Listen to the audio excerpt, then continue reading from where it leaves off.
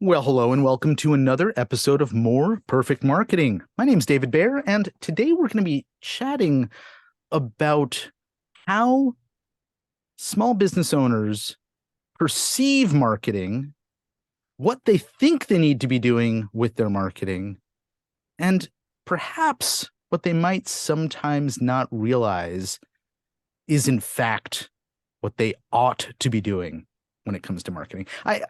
I'm being a little vague here because, quite frankly, as a marketer myself, for many years working with businesses, I've seen all kinds of questions, and I imagine as the listener, you are an expert in whatever you're an expert in, and you get people asking you questions all the time. You go, "Gosh, if only they knew the right way or the reality of the situation."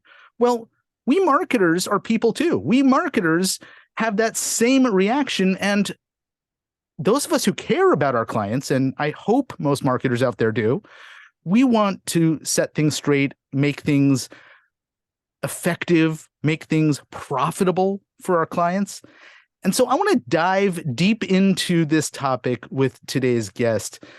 Emily Lenning is joining me from across the country in the DC metro area, where she runs Blossom Marketing. It's a full stack digital agency, and she has a really cool team. I've been reading their bios on their website, and I've also been reading the case studies of a lot of the different types of businesses that Blossom supports. And before we get into the detail that I've just mapped out here, I want to mention, Emily, that you came from a very different environment prior to starting Blossom, which was a corporate environment. And so I want to start there, understand a little bit of your background, and then understand the transition from working in a corporate environment into supporting and helping small businesses grow. So, Emily, welcome. Thank you for having me. Yeah, I'm excited to dive into this today.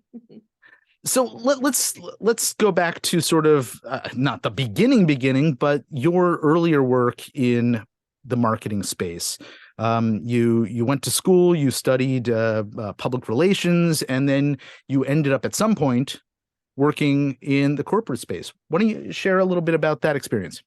Yeah, definitely. So in college, I worked with some nonprofits and did some internships and whatnot. And then right after college, I went to corporate and was working in the employer branding division of Kellogg's. So the big cereal company, Pop Tarts, Cheez-Its, all that fun stuff, and was managing their LinkedIn and their social media outlets, and was really learning a lot about design and what should be posted, what should not be posted, which I want to dive into a little more later, which is pretty exciting stuff to talk about. But yeah, so I was there and learned a lot of the larger branding that comes with corporate. From there, I worked for a couple different agencies, went to another agency that worked for Kellogg's on websites and things and was a project manager there, and then worked for an agency that worked with small businesses. And so from there, I was actually freelancing kind of while I was doing all of these things, doing social media for a few people I knew to make some extra money. And then right before COVID, decided to jump full time into Blossom. And from there, we just exploded. So now we have a team of about 10 women that is really they're a powerhouse. And so we like to help a lot of small businesses grow through digital marketing. So it's how I got here. Excellent. And I'm glad that you sort of shared the full landscape of the experience. I love the fact that it's an all-female team that you've put together as well. And what I was really interested in understanding about that corporate element of the background, and I'm curious to hear what you have to say about posting, but as I was talking earlier about what so many small business owners get wrong in my experience is that all of us are exposed to marketing on a regular basis. And what marketing do we see more than anything else? We see big brand marketing. And small businesses often think that that's what they ought to emulate. Right. So I'm going to stop there and let you continue the story, because I'm hoping, although I have, again, no idea, that your experience is similar to mine in that perspective. And I think you and I hopefully agree that perhaps it's not necessarily the right perspective. Right. Yeah, definitely. So when I was at corporate, doing social media for just really the corporation as a whole, there were a lot of loopholes we had to go through. Like, for example, every post had to be sent to legal. We had to make sure the colors were right, the font or the logo placement was right. I remember one time, I think this is when we were doing the websites actually for the agency I worked with. We sent like a bowl of cereal or something with like someone eating it, and they're like, that serving size is too big. And I'm like, I would never have thought like, oh, people shouldn't actually maybe eat, this much cereal. So anyway, that really taught me though a lot about quality when it comes to the marketing side of things. So with my clients now, it's, my team's kind of like probably thinks I'm kind of a stickler on our branding and everything for our clients. But the main thing I took away was making sure our colors are always consistent, our fonts are always consistent. We're always having these things laid out. But the thing is, are also then our small business owners that we work with maybe want to have or get kind of overwhelmed with trying to have this perfect marketing thing or understand it. Like you said at the beginning, like they are the experts in what they do. And so a lot of times people will talk to me about it and be like, well, I'm not the expert in this, or they don't know how to add us to a Facebook page or whatever. And I'm like, that's okay, because you're not the expert. You own a plumbing business, right? Like you're not going to know how to navigate Facebook, which is why you hired us. And so I think a lot of times business owners feel intimidated by the process of getting started with marketing, instead of rather than just trusting that other people can help them just the way I would trust them to come to my house and help me with an issue like that I have with my sink or something. So I think a lot of times they just get overwhelmed. They think it's going to cost a lot of money. So when I tell people too, like I used to work at Kellogg's, or I do this, or like, well, I don't have a Pop Tarts budget.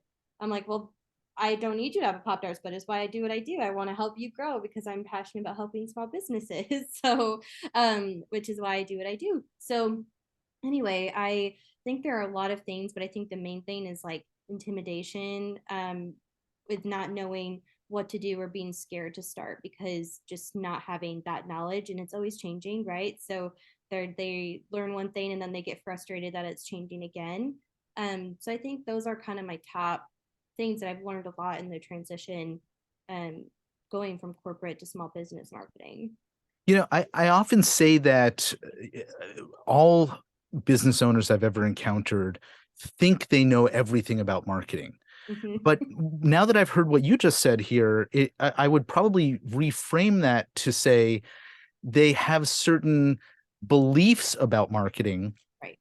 which they are, may or may not be correct, and they are expecting certain things which may not be the reality. Things like, oh, you're the marketing agency, but you need me to come in and tell you exactly what you want me to have you do. I'm Mm-hmm. supposed to be the expert in marketing. I have a lot of businesses who have engaged agencies that I work with who come in and say, I know that you want me to tell you everything that you'd like me to do, but I have no idea what to tell you. Yeah. Right. And so I hearing from you, well, that's okay. You don't need to. Yeah. It's refreshing.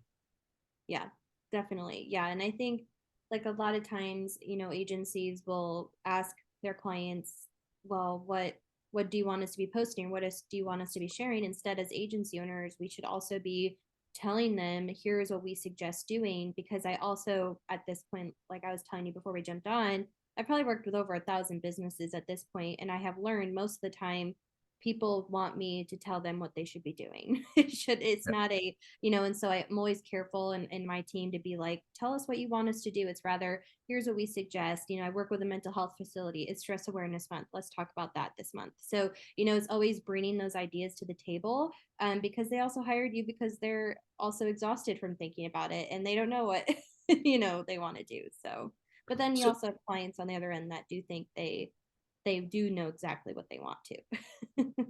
so we've been talking specifically about social media and social media content, but the range of what you do at Blossom extends far beyond that. And I imagine that there's some broader planning, some context in which any of the work that you're doing with a client or on the behalf of a client, happens. Can you walk us through sort of what's the approach to getting up and running with a client? What are the things that, like, you're not approached by a new client and they don't come in and say, okay, here's the contract, go ahead and start our marketing, right? There's stuff that's foundational that needs to be figured out. What is Yeah. that? Yeah, great question. And something I feel like I'm always kind of tweaking and figuring out too as we go along. So when we meet with a client, we ask them on the first call, like on our lead call, hey, what are you trying to accomplish? Here's what we would recommend. So we kind of give them a recommended strategy on the call and send a proposal with those services laid out. And then on our next call, our kickoff call, after we get questionnaires that we send them, we ask them, who's your ideal audience? What's, this competitors, whatever. Get on this kickoff call and really run through all of these and ask them those questions. And then it's kind of reevaluating as we create the strategy. Like, we just started working with a plumbing company, and at first they were like, oh yeah, our budget is X amount of dollars. And then we get on this call and we're like, actually, let's start here and then scale up from there. We recommend doing this. And sometimes, well, actually tell our clients it takes us about 3 months to really get in the swing of things and figure out what's working well. We have a client that we've been working with for years now. And we started running Facebook ads for them. Took about 3 months to figure out this certain image, some reason just converts their customers really well on Facebook ads. And we've been running different versions of that ads for now years. And now we're at a 17 times return on ad spend most months. So it's like, we figure out what's going to work, but it takes those few months to really nail down, okay, what are their customers reacting to? And so I'm always learning too, okay, what questions do we need to ask in the beginning to really make sure we're getting them, exactly what they need? Because Yeah. sometimes they'll come to us and be like, I need Google ads or SEO. And I'm like, actually, you should probably do Facebook ads and email. So really just depends on their business and what their goals are. So you mentioned this, one image for some reason was, I think, the phrase that you used. And Mhm. and I think this is a point worth digging into a little bit deeper, which is that you may know the example of, okay, you don't need this, you need that in terms of the channel, right? But when it comes to the content itself, we don't know the answers as marketers. You need to test. And what I think I heard there when you said this image for some reason was that it wasn't necessarily something that you expected or could have forecasted at the beginning. Right. Talk Yeah. a little bit more about that. Yeah, so this is what's for an e-commerce client that sells beauty products. And when we first started, we're like, okay, videos are going to do well, or just images of their products are going to do really well. So we had videos that did really, like, we were going to test out to see if they did well. So anyway, after a couple months, we figured out this graphic that just said 20% off code this with a product image did really well. And then a video of like someone dancing like with their products or whatever it was did really well too. And so after a couple months of running the ads, we're like, oh my gosh, these are the ones that are doing well.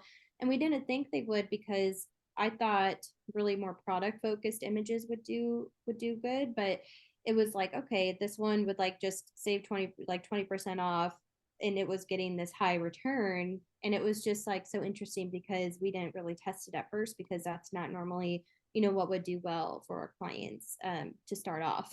So it was just so interesting to have that be the one that worked, because we tried all these other things first and then tried this. Whereas other clients too, we've had videos do really well, and then some clients videos don't do really well. So a lot of times you'll hear now videos are the way to go, but sometimes with ads, still images get the best results for our clients. So but it takes those few months of testing. And when we start with clients, we do have a 4-month contract to start off with, to make sure we had that time to test out everything. And we actually have a whole process of a seed blossoming to represent that with our clients, to have them understand. So yeah. I love how you rope in the theme of the brand there. That's beautiful. So okay, so just to reiterate, if you as a listener didn't pick up on how many times Emily said testing, right? Yes. That's a really important word, and it's something that marketers ought to know how to do. And if you're encountering a marketer or have engaged a marketer and they're not testing on your behalf, you may want to call Emily instead. Yeah. Yeah.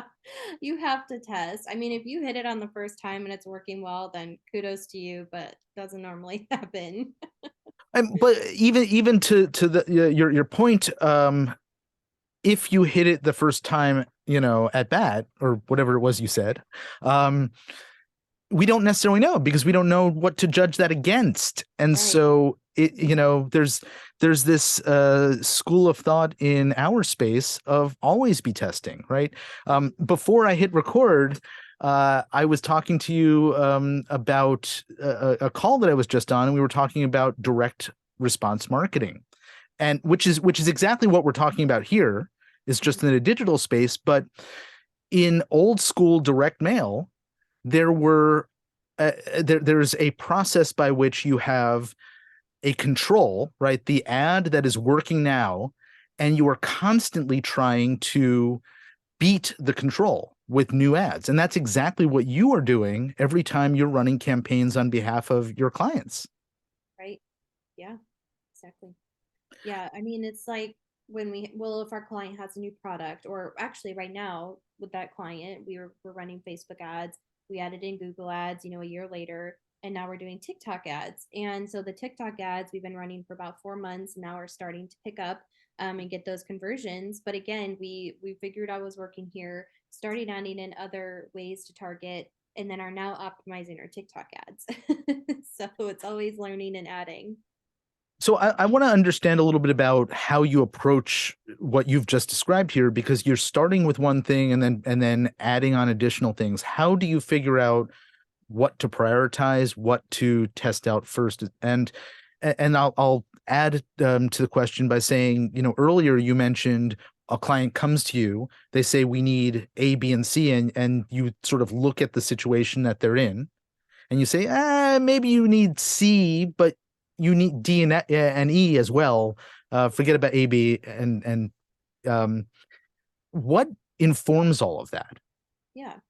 So let me think of an example. I have one that was coming right top of my head of someone who owned a fashion line that they wanted to start marketing, and they had a very niche audience. And so I said, okay, well, you don't have anything set up, so let's start with getting your social media profiles created. So that means setting up your Facebook, your Instagram, just start following people, set it up, set up an email list. You don't have anyone yet, but just create it, create like a constant contact, and then connect it to your website. If you don't have a website, that's number one. So connect your email to your website, and then let's start building those things. And then let's add in our Facebook ads to build your email list and to your website traffic. And then if people are searching for your products, then let's also start with those Google ads. And then eventually let's branch into TikTok ads, influencer marketing after you're getting more established. So we have kind of um this timeline of getting everything set up and building credibility before just doing everything at once. Because if you're running all of these ads and are spending all this money, but you don't have any followers or likes on Facebook, people aren't probably going to trust you yet. So you have to build up those profiles. And if you're starting off with email marketing but don't have anyone on your email list, then you're just sending an email to the air. So we really just try to get them established and then slowly add in those other things. And sometimes people will say, well, then, once I make more money from this service, I'll add another service. And I understand that, you have to make money to spend the money, but it's looking at it as a way of, okay, what's going to generate revenue here? Let's do really well at it. And then let's add in this other piece to then add on to what we're already doing. So a lot of times I'll work with service providers, for example, that already are doing fine. They have great SEO, they have great referrals. They just want to add in another stream of leads through social media or Google ads or whatever they're doing to just add into what's already been established. So hopefully that answered kind of what you were thinking there. But Yeah, no, and you answered a few different things that I wasn't even thinking about, like a business not necessarily having the assets that they need to have in place to have other activities that they're interested in pay off, right? I remember years ago, back 2011, when I started my Facebook ads agency, And this was a point in time where most businesses didn't really have the type of online activity or online presence that they ought to these days, right? Or that's much more intuitive or expected these days. And so people would hire me to run ads, and I'd want to know, okay, where are we running the ads to? And this is one of these silly things we marketers talk about, and we see it less and less. But usually the answer was, well, to the homepage of my website. Right. And that's like the worst place they could have run the ad, because there's too much overwhelm, too much confusion about, okay, well, now that I'm here, what do I do? And getting the right assets in place, or getting a specific landing page in place to, be the next step in the process, from the ad to, whatever that needed to be done next. Hopefully, and I'm actually curious now, businesses understand at least that these days. Yeah, when I get on a call, I say, what do you have to give to people?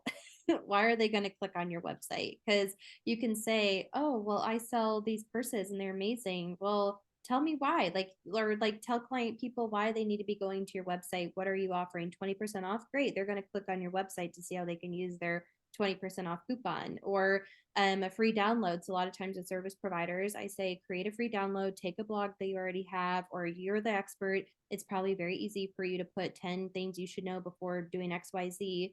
Do a download, get people's emails. That's also how you build their email list. They start hearing from you, retarget them with ads.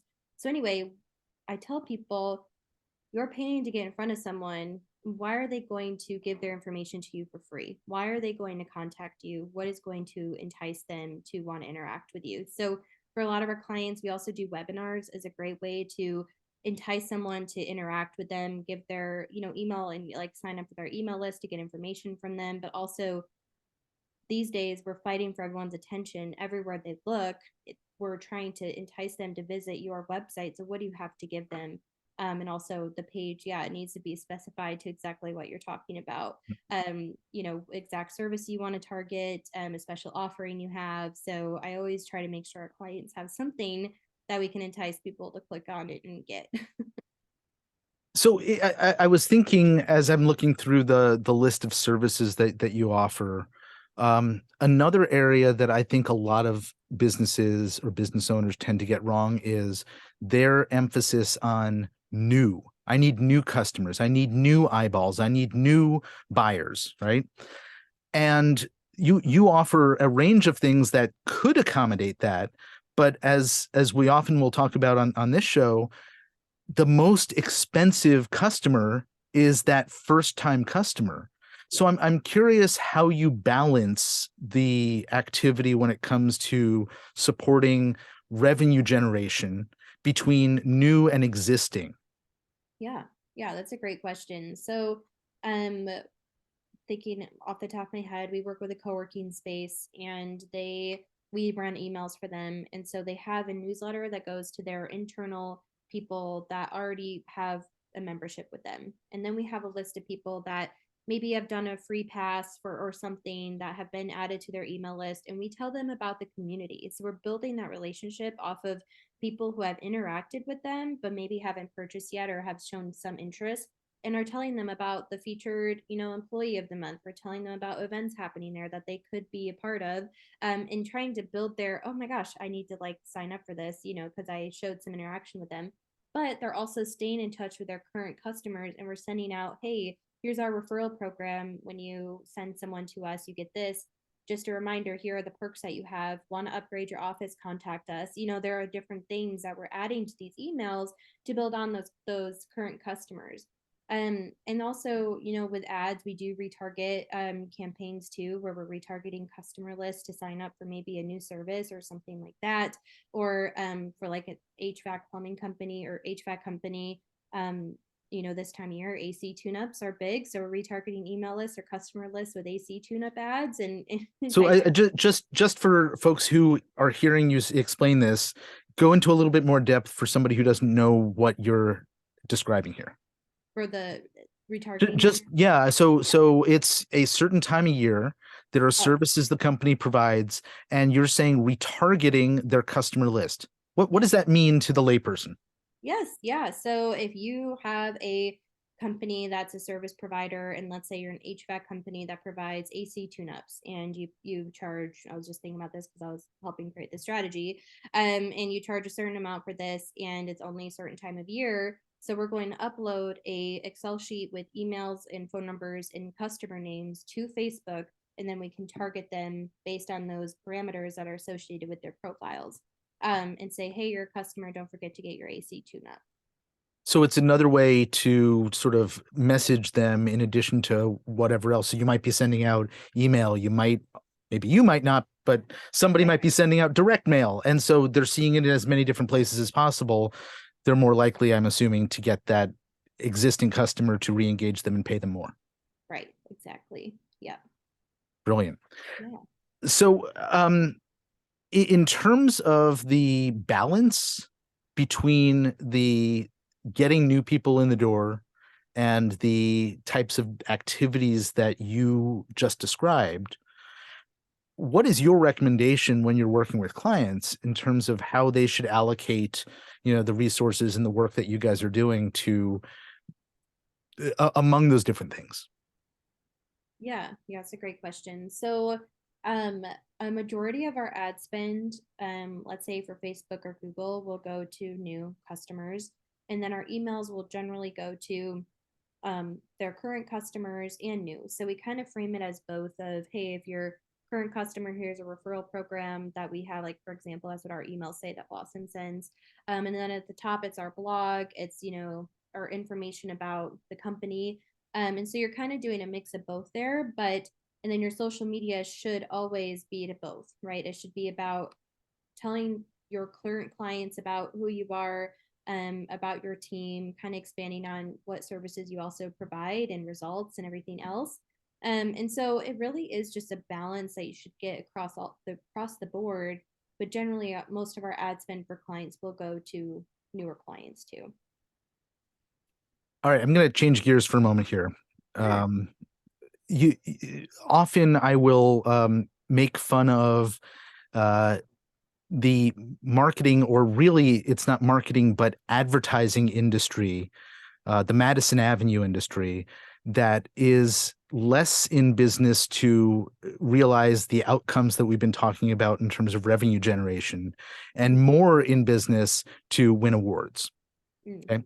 So I am not talking about that industry when I want to take a moment to highlight the fact that Blossom has won a bunch of awards. Oh. And I want to talk about that for a moment because it's not something that I see with a lot of agencies, but for your region, you have been celebrated. And I wonder if you can talk about sort of what led to that, and what was behind some of the awards that you've won. Oh yeah, thanks. We won the Mid Atlantic Best Social Media Agency, the Mid Atlantic, by New World Report, for the last 2 years. And that one, I just got an email and it said we won. I'm like, okay, great, which was awesome, and just like kind of felt good after all our hard work the last couple of years to get that. And then for let me see, we had the expertise, that I believe, they do a lot of research on their own to see different agencies in the local area, as well as Design Rush. So we rank on Google, right now in the Washington, D.C. area, in Alexandria, which is right outside of D.C., which is where I am, for really all things marketing, SEO, social media. And so a lot of people find us on Google ourselves, and reach out there and can find us there. And so we won these awards, which has been awesome. And then top SEO rated agency by SEO blog in Virginia and DC. That's awesome. And the fact that you have invested in becoming found just the way that you want to, demonstrate your clients can as well. It's not very common that we see a lot of agencies do that. So good for you guys.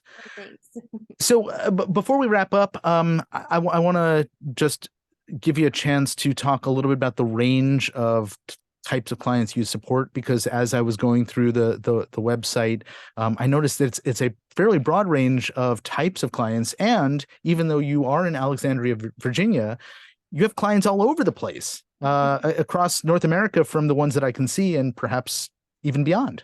Yeah, definitely. Yeah, so we serve clients all the way from Washington State down to the Caribbean and to New York City. We're kind of touch all four corners where our clients are. And we serve clients anywhere from home service companies. We work a lot with architects, interior designers, home builders. I actually also have a podcast called constructandgenerate.com that talks about marketing for that industry. And then we also serve a lot of e-commerce clients. So we really focus on the social media side and email for those clients, and help with creating their strategy there. We also have worked with some brick and mortar stores. We work with like a hardware store in New Jersey. And so we really have touched on a lot of different types of small businesses, and our team has learned strategies that really work for a lot of the different industries and can apply an overall marketing strategy to pretty much any type of company. And like we said at the beginning, that testing to see what's going to work for their specific audience. Yeah, absolutely. If folks are interested in learning more about you and about Blossom, where should they find you?